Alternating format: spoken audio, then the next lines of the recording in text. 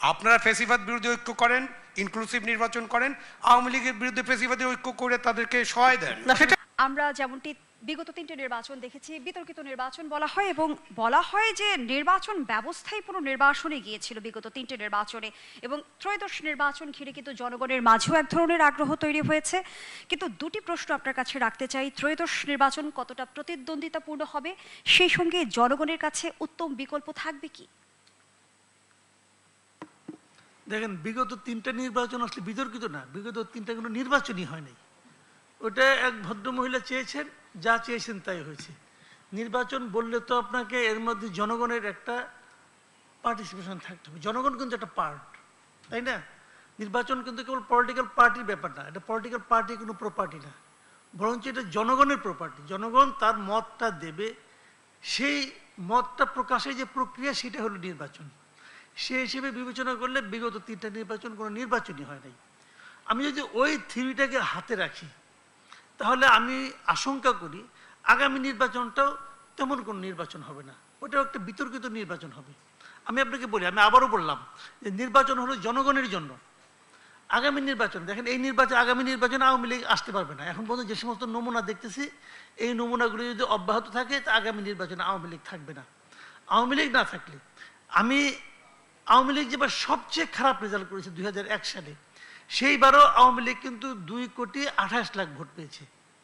আমি ধরলাম তারপর আওয়ামী লীগ অপশাসন করেছে, কুশাসন করেছে, আওয়ামী লীগ মানুষের অধিকার হরণ করেছে, অমুক করেছে, তোমার সব আমি ধরে নিলাম। ধরে নিয়ে আমি আওয়ামী লীগের ভোট কমাইতে কমাইতে কমাইতে কমাইতে তারপরেও আমি বলবো মিনিমাম এই দেশে 1 কোটি লোক আছে, 1 কোটি ভোটার আছে যারা নাকি তাদের জীবনে কোনোদিন নৌকা মার্কা ছাড়া অন্য কোনো মার্কায় ভোট দেয় নাই। মিনিমাম 1 কোটি লোক আছে। আমার প্রশ্ন হলো আগামী নির্বাচনে এই 1 কোটি লোকের জন্য আপনি বিকল্প কি রাখলেন? আপনি পারেন না। আপনি যত বড় জ্ঞানী হন না কেন, এই 1 কোটি ভোটারকে আপনি ইগনোর করতে পারেন না। শেখ হাসিনা কত বড় খারাপ ছিল এটা নিয়ে আপনি সারাদিন গবেষণা করেন, তাকে আপনি 20 বার ফাঁসি দেন, আমার কোনো আপত্তি নাই। শেখ হাসিনার এই 3 বারে যত মন্ত্রিসভার সদস্য ছিল সবাইকে আপনি বিচার করেন।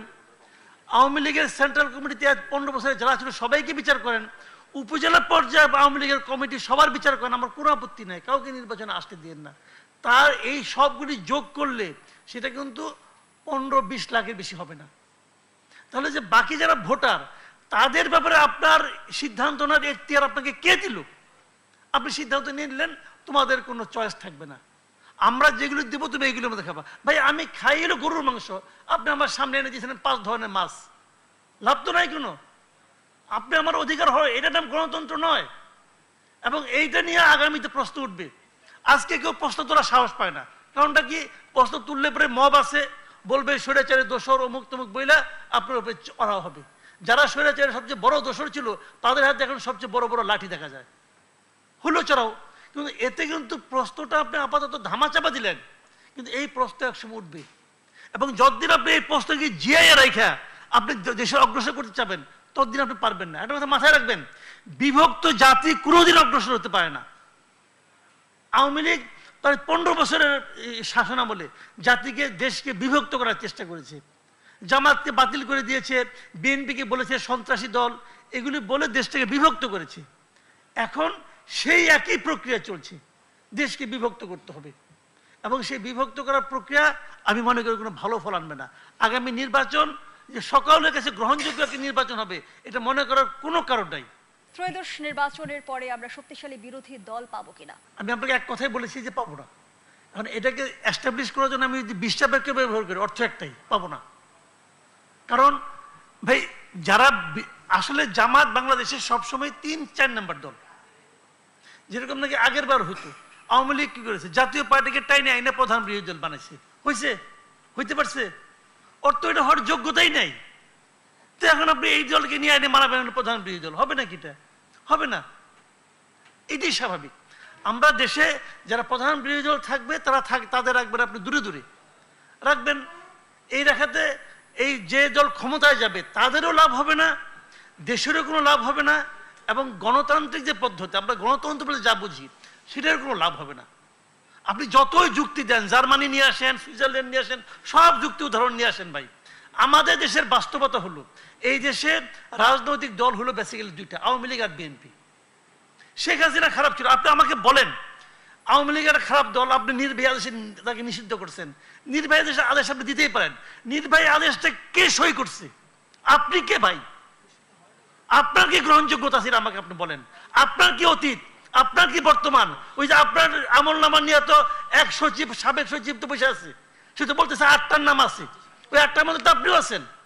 প্রশ্নটা হলো এটা যদি আইনগত ভাবে আদালতের মাধ্যমে হয়তো হোক, তারপরে আপনি করেন। আচ্ছা জাহিদুর রহমান, এই না, বিষয়ে আপনি নিশ্চয়ই বলেন, আপনি আপনি বলেন, দুটো লাইন আপনি মন্তব্য আমাকে যুক্ত বলতে করতে দেন। চাইছেন। আওয়ামী লীগ নিষিদ্ধ হয় নাই। না না, আওয়ামী লীগ তো ইলেকশন করতে দিচ্ছেন না ভাই।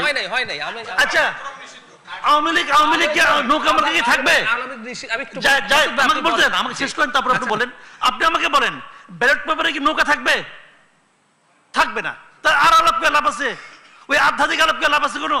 ওই সময় আলাপ করেন আপনি, ব্যাকরণ নিয়ে আসেন, অমুক নিয়ে আসেন, তমুক নিয়ে আসেন, ব্যালট পেপারে নৌকা থাকবে কিনা, দ্যাট ইজ দ্য পয়েন্ট।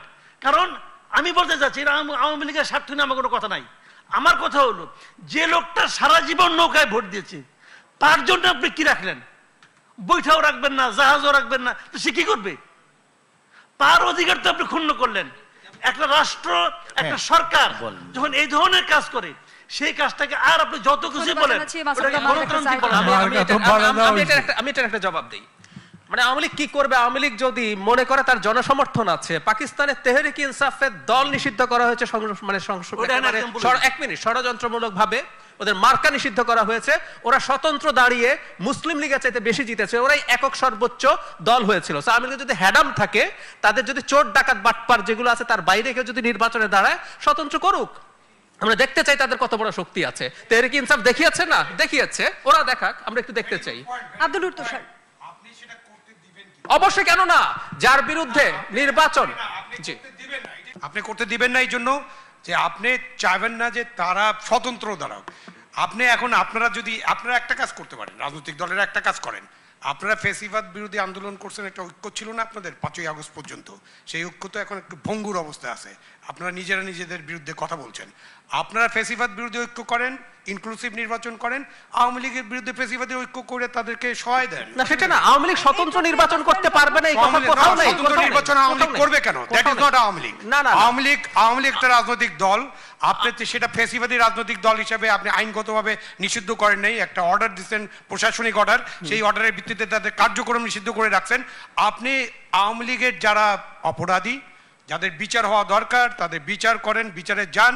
আপনি ইচ্ছে করলে আরেকটা স্বৈরাচারী আইন করতে পারেন, সেটা আমি আপনাকে বলছি, আপনাদেরকে আরেকটা স্বৈরাচারী আইন করতে, যারা বিচারের মধ্যে আছে তারাও নির্বাচন করতে পারবে না।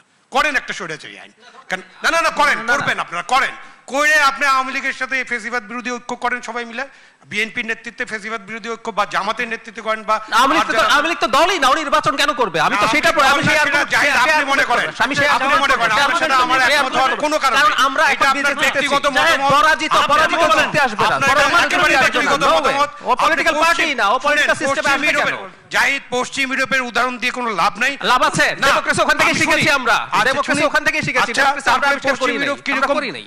কি রকম ভৌগোলিক সিচুয়েশনে আছে ওখানকার জিওপলিটিক্যাল সিচুয়েশনটা কি? বাংলাদেশ এখন যে দলের কথা বলেছো আওয়ামী লীগের মতো দেশকে ধ্বংস করে চলে যায় নাই, বাংলাদেশে আপনি এটা করে এফডির সাথে বাংলাদেশে পশ্চিম ইউরোপের মতো নিষিদ্ধ করে আপনি পার পাবেন। এফডি হাসিনার চেয়ে আওয়ামী লীগের তুলনায় ফেরেশতা, তারপর ওই দল নিষিদ্ধের আলাপ আসছে। আর হাসিনার মতো একটা আটার মাফিয়া এবং তার একটা সন্ত্রাসী দলকে আমরা পলিটিক্যাল সিস্টেমে রাখতে বলছি। হাসিনা মাফিয়া, কোনো অসুবিধা নাই। দল অ্যাজ এ হোল জাতিসংঘের রিপোর্টে, আমি আপনাকে একটু ফর ইওর কাইন্ড ইনফরমেশন, জাতিসংঘের রিপোর্টে দলকে অ্যাক্সেস করা হয়েছে। জাতিসংঘের রিপোর্টে আরো অনেক কিছু আছে যেটা আপনারা বলেন না। মানে আমাদের বুদ্ধিজীবীদের, আমাদের সুশীল সমাজ, রাজনৈতিক নেতারা জাতিসংঘের পুরো রিপোর্ট ঠিকমতো পড়বেন না, কিছু বলবেন না। আমি পড়েছি ফর ইওর কাইন্ড ইনফরমেশন, আপনি চাইলে আপনার সাথে এটা নিয়ে আলোচনা করতে পারি। এই যে আইসিটি বিচার নিয়ে জাতিসংঘ রিপোর্টে 1500 নিহতের কথা বলা হয়েছে, 1400। আপনি এখন পর্যন্ত 832 জনের তালিকা দিয়েছেন, আপনি 1500 নিহত হয়েছে এটা বলে যাচ্ছেন এক অবহেলায়। এই যে জুলাই ঘোষণা, সেখানে আপনার প্রধান উপদেষ্টা 1000, জাতিসংঘ 1400 বলেছে 15 আগস্ট পর্যন্ত ফর ইওর কাইন্ড ইনফরমেশন। সুতরাং আপনারা এতদিন ধরে বারবার বলছেন যে 1500 মানুষ নিহত হয়েছে এই আন্দোলনে। দ্যাট ইজ রং, মিথ্যাচার। তাহলে সেটা বলেন না, সেটা কোনোদিন বলবেন না, এটা বলবেন না। আর বলবেন যে না 1500 লোক নিহত। বিষয়ে কিছু যুক্ত করবেন কিনা? আমি যুক্ত না করি, আমি অন্য জায়গা থেকে বলি। সেটি হচ্ছে যে কে নিষিদ্ধ হলো কে নিষিদ্ধ হলো না, এটা যেমন একটা তর্ক, কিন্তু স্বতন্ত্র হয়ে কি কেউ নির্বাচন করতে পারবে কিনা এই বিষয়টির উপর একটি প্রশ্ন এই অন্তর্বর্তী সরকার স্থাপন করেছে যখন ব্যারিস্টার সুমনকে ধরে নিয়ে গেছে। কারণ ব্যারিস্টার সুমন ছিলেন স্বতন্ত্র প্রার্থী। এখন আপনি যখন একজন স্বতন্ত্র প্রার্থীকে বলবেন যে আপনি দোষর এবং তারপর তাকে ধরে আটকে রাখবেন, তাহলে তো বলতে হবে যে স্বতন্ত্র হলেও দোষর চিহ্নিত করা যায়, এবং যারা স্বতন্ত্র দাঁড়াবেন তারা সুমনকে দেখে ভাববেন যে তারাও ভবিষ্যতে জেলখানায় ঢুকে যেতে পারেন। ফলে অন্তর্বর্তী সরকারের যে ধরনের নিরপেক্ষতা দেখানো প্রয়োজন ছিল, উনি অগাস্টের মধ্যে যুবলীগের হয়ে মাঠে ওনার শক্তি প্রদর্শন করেছেন। না, সার্জিস আলমও এই মে মাসে বঙ্গবন্ধুকে নিয়ে বক্তৃতা দিয়েছে বা তার আগে দিয়েছে। আমরা তো সেটা বিবেচনা করছি না। আমরা দেখব যে যৌক্তিকভাবে যে সুমন কি স্বতন্ত্র নির্বাচন করেছিলেন, সুমন স্বতন্ত্র নির্বাচন করেছিলেন এবং তিনি নৌকাকে পরাস্ত করেছিলেন। এখন নৌকার লোকই যদি স্বতন্ত্র এসে দাঁড়ায় তাহলে একই ঘটনাটাই ঘটবে, যে কারণে সুমন জেলখানায়। এমনকি জাহিদের কথাও যদি যুক্তিপূর্ণভাবে আমি ধরে নেই, সুমন যুবলীগ করেছে অতএব সুমন জেলখানায়, তাহলে কিছুদিন আগে যে আওয়ামী লীগ করতো সেও আবার স্বতন্ত্র দাঁড়ালে জেলখানাতেই যাবে। কিন্তু তাহলে ডাইনে অথবা বামে একই ঘটনা ঘটবে। সবাই তো জোর করে একটু সময় নিয়ে নেয়। আমি অন্য জায়গাটাতে আসি, সেটা হচ্ছে যে এই ফলকার টুর্কের রিপোর্টটা আসলে খুবই আমি বলবো যে অর্ধেক অর্ধেক পড়ে সবাই, সামনের টুকু একদল পড়ে, পেছনের টুকু একদল পড়ে। ফলকার টুকু একটা জায়গায় বলেছেন যে রিভেঞ্জ কিলিং হয়েছে, প্রতিশোধমূলক হত্যাকাণ্ড। এখন এই প্রতিশোধমূলক হত্যাকাণ্ডের বিষয়টি যদি সত্য হয়ে থাকে তাহলে বাংলাদেশের আইনে প্রতিশোধমূলক হত্যাকাণ্ড কি জায়েজ? এইটা কি বিচারের মধ্যে পড়বে না? আমি কি চাইলে প্রতিশোধের জন্য আপনাকে হত্যা করতে পারি? এইটা যদি বাংলাদেশের আইনে না থাকে তাহলে ফলকার টুর্কের ওই রিপোর্ট অনুযায়ী প্রতিশোধমূলক হত্যাকাণ্ডেরও বিচার করা প্রয়োজন, এবং সেই প্রতিশোধমূলক হত্যাকাণ্ড জায়েজ কিনা এইটাও তো আমাদেরকে আইনের মাধ্যমে করতে হবে। ফলে যে কোনো হত্যাকাণ্ডকে আমি মনে করি যে বিচারের আওতা আনা উচিত। কোন একটি দেশে যখন হত্যাকাণ্ডের বিচার হয় না তখনই সেখানে হত্যা সংস্কৃতি তৈরি হয়। যেমন পাথর দিয়ে পিটিয়ে লোকজন মারা হচ্ছে, কারণ হচ্ছে শুরুতে মবকে প্রেসার গ্রুপ বলা হয়েছে যে মব হচ্ছে মানুষের ক্ষোভের বহিঃপ্রকাশ। ক্ষোভের বহিঃপ্রকাশের জন্য আপনি আইন হাতে তুলে নিতে পারেন না। এবং এই অন্তর্বর্তী সরকার ঠিক বাংলা ছবির শেষ দৃশ্যে যেমন একদল লোক এসে বলতো আইন হাতে তুলে নেবেন না প্লিজ, ততক্ষণে নায়কের হাতে ভিলেন নিহত হয়েছে, ঠিক একইভাবে অন্তর্বর্তী সরকার এসে বলেন যে এখন আপনারা মব করবেন না প্লিজ, কিন্তু তারা মবকে বলেছেন প্রেসার গ্রুপ, মবকে বলেছেন এটা ক্ষোভের বহিঃপ্রকাশ, মবকে বলেছেন সেলিব্রেশন। ফলে এই যে মবতান্ত্রিক সংস্কৃতি, এটা থেকে যদি বাংলাদেশকে বের করা না যায় তাহলে কিন্তু এই পরিস্থিতি চলতেই থাকবে। এক হাসিনা চলে গেছেন, নতুন হাসিনা আসবেন। হাসিনাদের আসা যাওয়া আমরা বন্ধ করতে পারবো না যতক্ষণ পর্যন্ত আমরা নিজের আইনের শাসন প্রতিষ্ঠা করার জন্য নিজের আইনসঙ্গত আচরণ না করব।